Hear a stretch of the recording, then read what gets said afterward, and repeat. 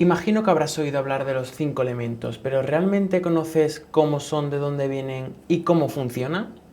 Te lo cuento.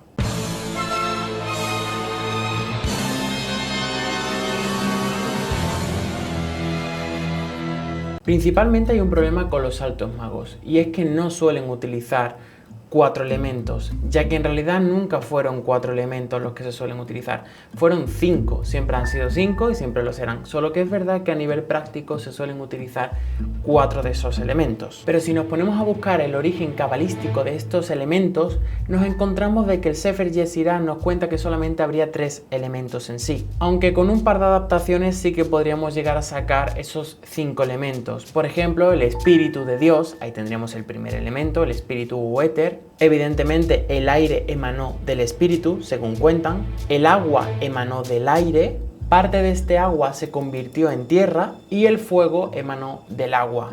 Como veis, aquí hay cosas que no parecen terminar de concordar, y esto es porque realmente se considera que solamente hay 3 elementos, que son el aire, el agua y el fuego. La tierra se considera que es un elemento que forma parte de varios elementos, ya que es una parte del agua, por ejemplo, o podríamos decir que es una combinación del agua, el fuego y el aire, pero realmente no es un elemento en sí. Y el espíritu evidentemente es algo que por supuesto obvian. Pero en cualquier caso, aunque la tierra se pueda llegar a considerar un elemento secundario, es un elemento que está ahí, al igual que el espíritu.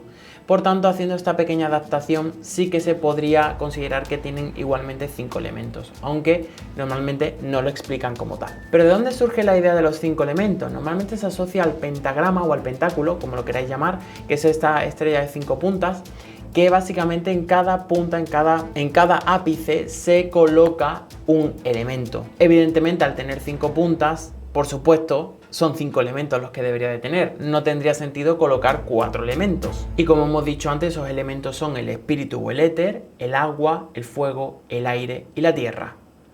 Estos 5 elementos no se están escogidos al azar, se combinan muy bien entre ellos, y esto sigue la misma pauta que seguiría una persona que estudia música o que antiguamente generaba música, para crear esa armonía entre esos elementos, ya que todos los elementos no se llevan bien entre sí. No puedes combinar el elemento rayo con el elemento tierra si no sabes cómo funcionan estos dos.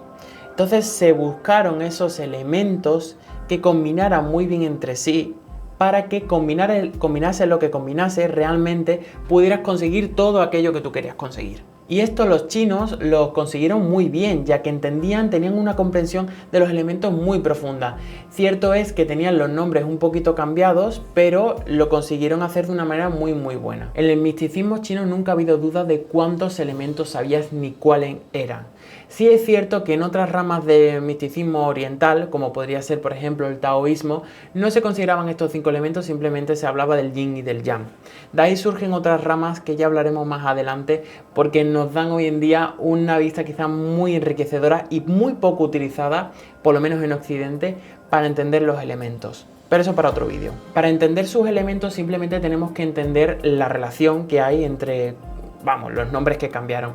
El fuego era fuego, el aire era el metal, el agua era agua, la tierra era tierra y el espíritu era la madera. Y bien, ellos crearon lo que llamaban el ciclo de la creación y de la destrucción, que era un ciclo que explicaba cómo se relacionaban entre sí estos elementos. Y además se puede representar con un diagrama de una manera extremadamente sencilla, que te permite entender todos los elementos en sí en un solo diagrama.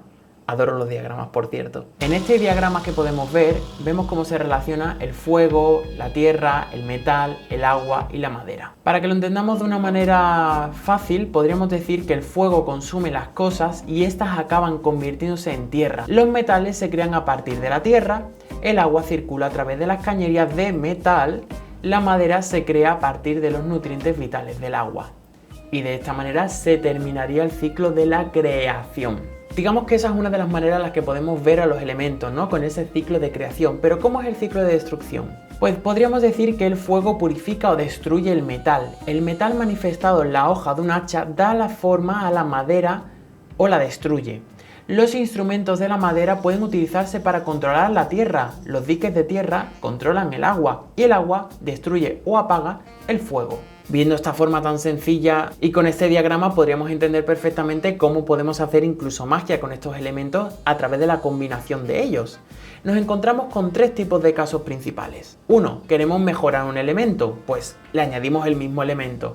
El fuego más fuego tenemos 2 veces fuego, o el agua más agua 2 veces agua. O si queremos mejorar otro elemento podemos combinar los dos anteriores según el ciclo de la creación. Por ejemplo, si mezclamos la madera con el fuego conseguimos mejorar la tierra, ya que ese ciclo se va completando. Y por último podemos también compensar según el ciclo de la destrucción esos elementos. Por ejemplo, el agua y el fuego se compensarían. Es decir, si en mi vida tengo un exceso de fuego, solamente tengo que añadir un poco de agua.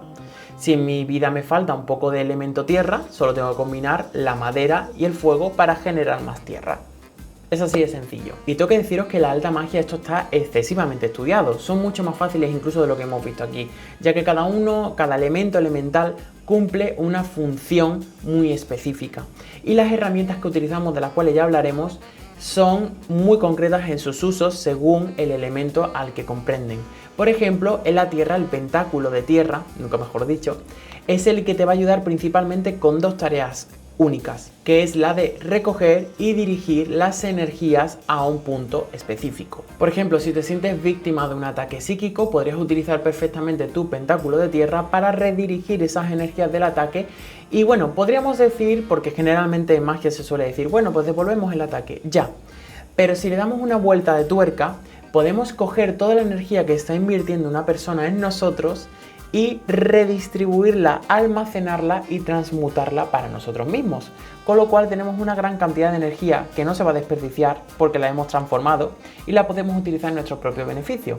Es decir, sí, podemos coger magias negras, transformarlas, esas energías para que no sea una magia oscura, no sea una energía oscura, almacenarla y utilizarla para lo que nos dé la gana, para nuestro propio beneficio al final. Es decir, alguien está haciendo el trabajo por nosotros de no tener que acumular tanta cantidad de energía. Espero que eso os haya dado un pequeño vistazo a que no todo es devolver o protegerse de un ataque psíquico o de una magia negra. Hay maneras de también utilizarlo para tu propio beneficio.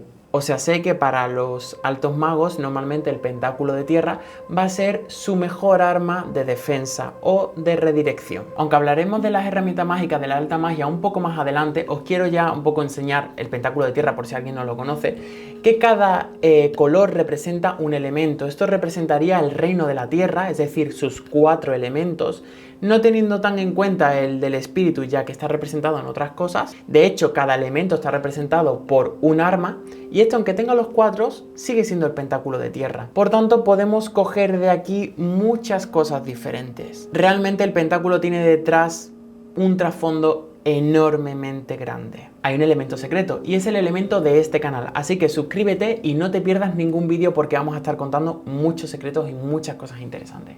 Además de los elementos que conocemos, cada elemento podríamos decir que tiene 3 partes diferenciadas y esto lo podemos sacar del zodíaco, es decir, tenemos 3 signos por cada elemento. Por ejemplo, en el fuego tendríamos a Aries, tendríamos a Leo y tendríamos a Sagitario.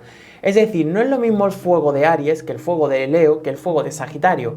Y podríamos utilizar esos distintos fuegos para distintas cosas muy específicas en los rituales. Si quieres conocer un poquito más sobre los elementos y el zodíaco, cuéntamelo por los comentarios. Así que sí, según el momento en el que hayas nacido y cómo esté compuesta tu carta natal, es muy probable que tengas más predilección por un elemento en concreto y se te dé mejor hacer magia con un elemento en concreto. Por ejemplo, si tienes más tierra en tu carta natal, es muy probable que se te dé mejor hacer magia que tengan que ver con piedras o con cosas físicas. Y me encantaría que me contarais por los comentarios de qué elemento está compuesto vuestra carta natal, si es que lo sabéis, y si no lo sabéis, con qué elemento os sentís así intuitivamente más atraídos. Así que bueno, espero que os haya gustado este breve vídeo, nos vemos en el siguiente y no os lo perdáis, activa la campanita para no perderte ningún vídeo. Recuerda que puedes seguirme también en Instagram, tanto a mí como a la escuela, y también hacemos directos por ahí, contamos muchas novedades y más información sobre todo esto. No te pierdas la experiencia al completo. Así que sin más dilación, nos vemos en el siguiente vídeo. ¡Adiós! Pero espera, aunque este vídeo haya terminado, te invito a que sigas viendo más vídeos del canal, ya que hay mucha información que puede interesarte. Nos vemos en el siguiente vídeo.